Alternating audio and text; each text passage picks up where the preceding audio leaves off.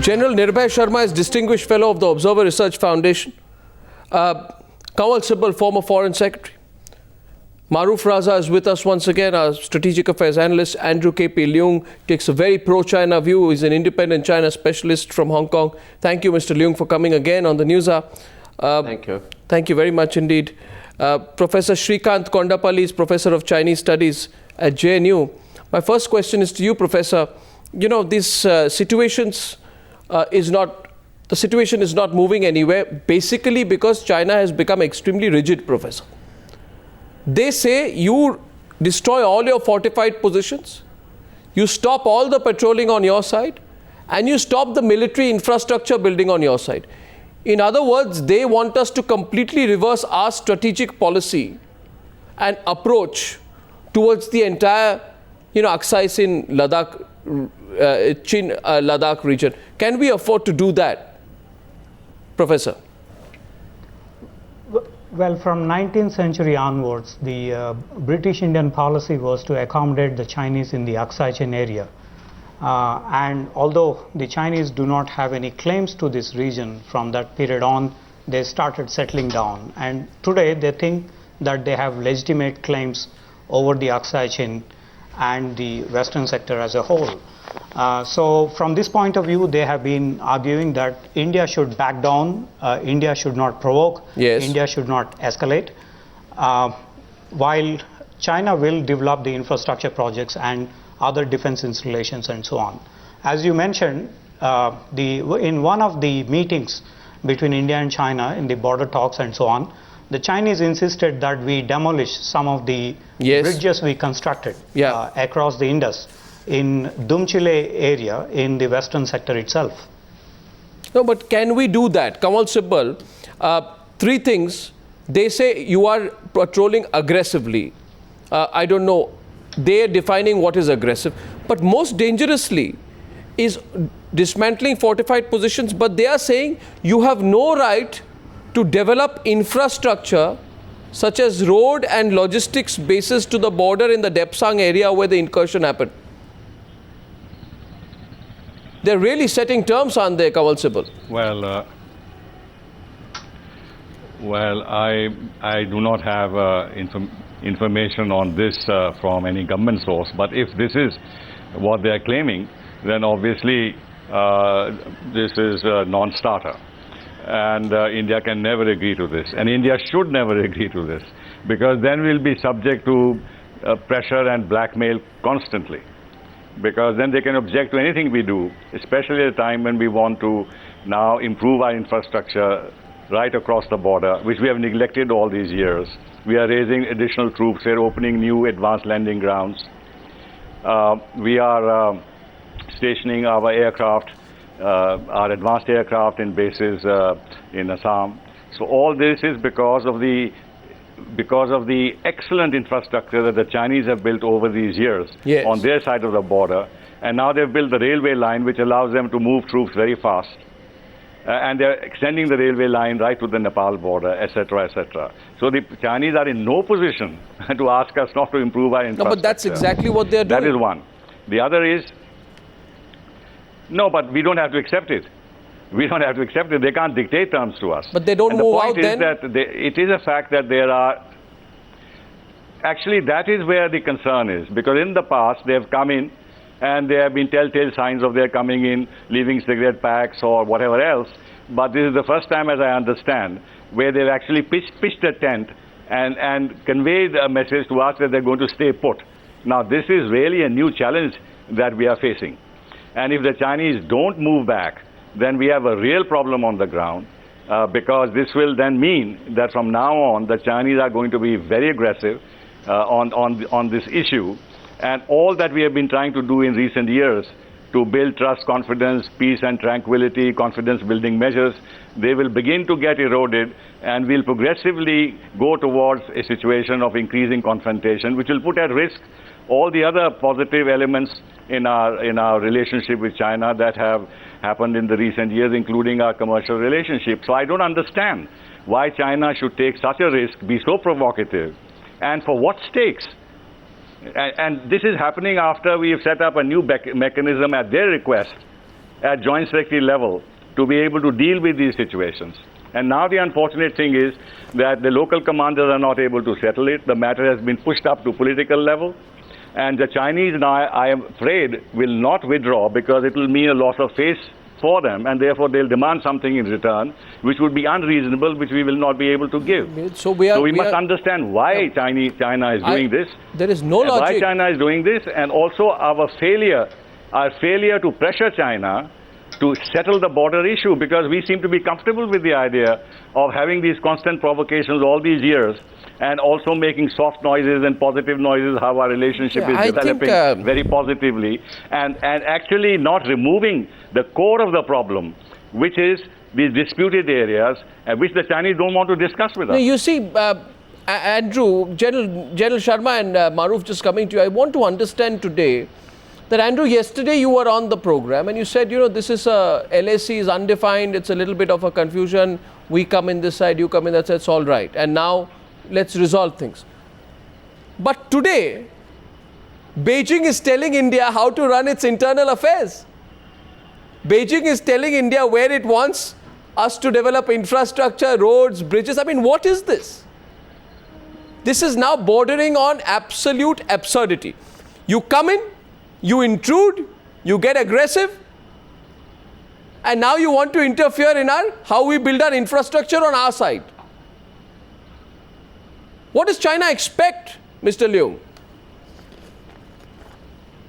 Well, I think that first of all, in answer to the question as to why China appear to be so aggressive as far as the territorial claims are concerned, this must be looked in its totality. I mean, recently, China is perceiving that some of her claims in the South China Sea are beginning increasingly being challenged. And so there's an increasingly sensitive as far as these territorial claims are concerned.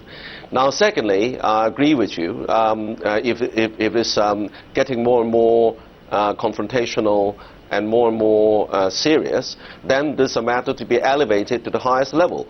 And I think that Indians should really think outside the box.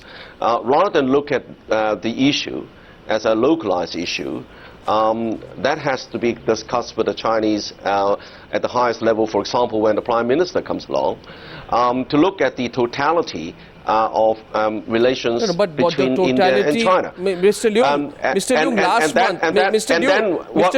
what I'm trying to say that there are more areas of cooperation. Mr. Leung, that's all right. Bind the two countries together. That's all right. That there are areas that divide the two countries. Mr. Leung, we want to cooperate, but what is this? You know, this is completely absurd. This is absurd diplomacy, with all respect. Last month, China moves a draft agreement with India calling for no increase in the current troop levels along the LAC in order to maintain peace. And within 1 month, you violate land, you violate water, and you violate through the air.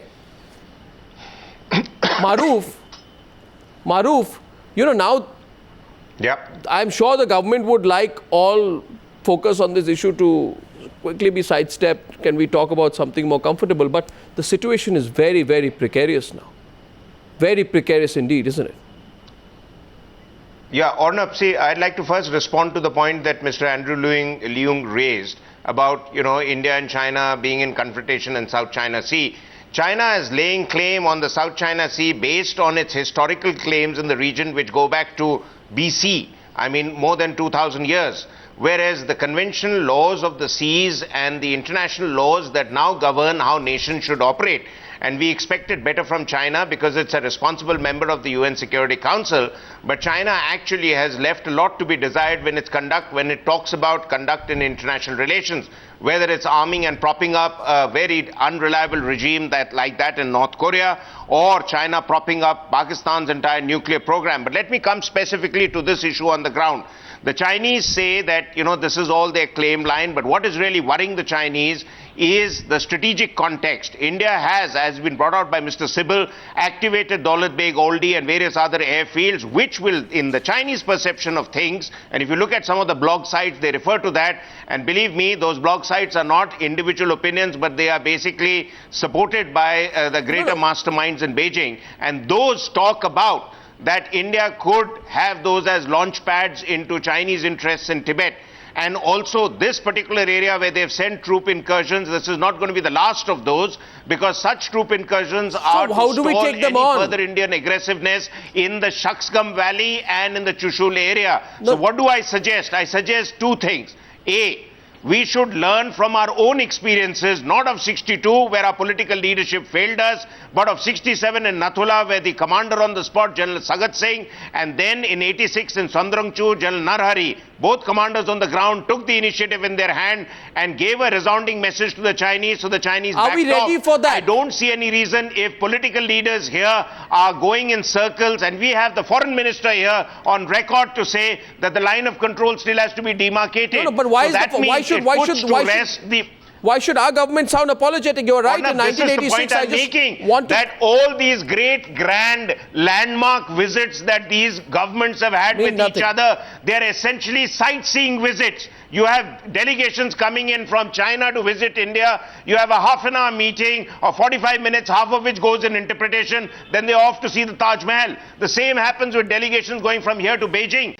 The point I'm trying to make is we've got to get serious about what we want from the Chinese. And there's no way that on our border, China talks about its peaceful rise, but actually it's China's force projection that comes out very clearly in the white paper, incidentally, which was released on the day the troops moved into this area. So it is not a tactical move, it is a calibrated response for larger force projection right along the border. And that is what is my concern. As I go to General Sharma, I want to just put this in context. What is Maruf Raza talking about? To all our viewers, Maruf is talking about 1986, when in 1986, if I am not mistaken, India lodged a formal complaint against Chinese intrusion into the Indian territory. At that time too, China denied any intrusion. However, the Chinese denial eventually led to Operation Falcon, which resulted in the 1993 agreement between India and China. So the point, the short point being raised is this. And that's my question to General Sharma. What stops India? What stops India, General Sharma, from towing the similar line this time around, that is moving from a strategy of defense in its own territory to a slightly more offensive position to tell the Chinese, we too mean business, we are not going to take it lying down? Arnav, from a soldier you will find a slightly different perspective coming. You know, instead of sound and fury and making dramatic statements, we need to do certain solid things. As far as China is concerned, this particular incident is not one of the incident. This area, which is the remotest of Ladakh area, a cold desert, where temperature at this point in time may be anything up to minus 30 degrees, is not just a wasteland. It lies between the road from Tibet to Aksai Chin to Xinjiang, and on the west towards Siachen. So therefore, this is not a place where we can just negotiate and pull back. Having said that, I must draw a very clear distinction between what the learned professor has said and I try to draw comparison with South China Sea or East China Sea. Here we have a situation where patrols have been coming and going. But now, why have they done this time? Two things. One is to test our resolve, whether we're going to blink or are we going to stick on. And second thing, to size up our military capability. There is no point whistling in the dark or making noise if you don't have military capability which is matching. We know it that for quite a while there have been negotiations on the border, but China is in no hurry to resolve this. China would like to resolve this issue when it suits them. And we should only go and sit on the negotiating table when we are equal or nearly equal. Till then, General Sharma, let the Chinese squat on our land? Are you saying, one second, Maruf is disagreeing? No, One second, no, Maruf no, has a slight far point from of it. disagreement, sir, with you. Far from it. Maruf has a slight point of disagreement. I'm letting him come in. Maruf. Maruf to General Sharma. General Sharma, you know it. We need to firm it. General Sharma, you know it better than I do that there are two levels of decision making outside the political sphere. One is at your level as a corps commander at strategic level. Right. One is at the ground level. I mean, there is no way that you can expect. I mean, there were 600 intrusions in the past 1 year, and this is a complete, showing your thumb to us right deep inside our territory and saying, what can we do? And we can actually take military measures, and I don't need to spell that out to you, without actually a bullet being fired, but still browbeating them back into withdrawing. This has been done in the past. There are force levels that can be used to convey the message, but the message that is coming out from Ladakh is a complete reluctance on the part of Delhi and the commanders on the ground to take anything to upset the apple cart. Why is that? You have to answer that. You've been on the location there, sir.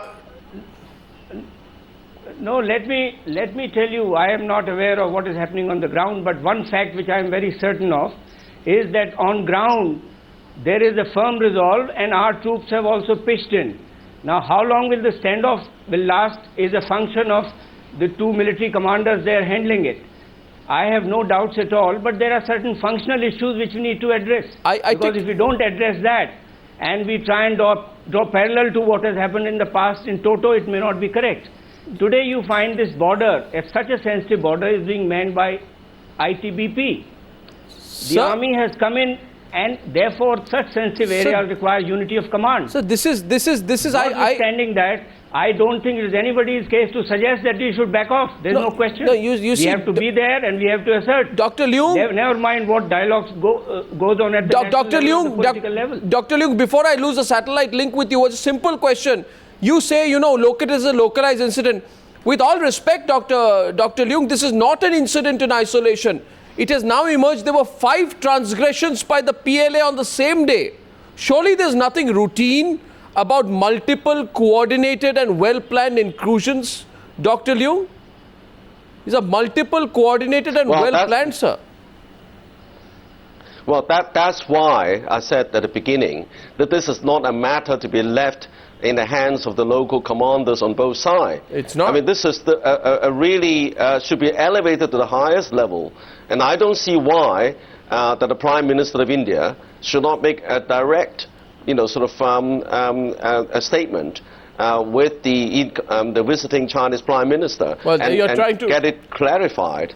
Is that a good idea, Kawal Sibal? Is that a good idea, raising it to the level of the Prime Minister? Is that a good idea?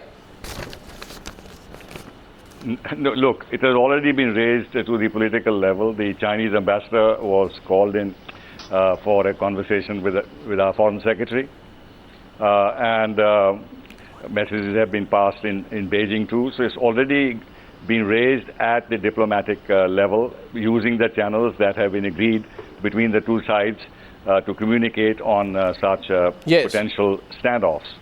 So therefore, there is no need at this stage to raise it at the Prime Minister's level or to wait for the Chinese Prime Minister to come here to raise this, because I'm afraid if this standoff continues, the Chinese Prime Minister's visit will be a bit of a wash-off. Yeah. Because with tensions on the border, the press reporting, the media reporting on the visit, and the focus of the visit will be on this particular problem between the two countries. Therefore, it will be very unwise for political leadership on both sides to allow this issue to fester till that time. Now, let me make 1 or 2 additional points.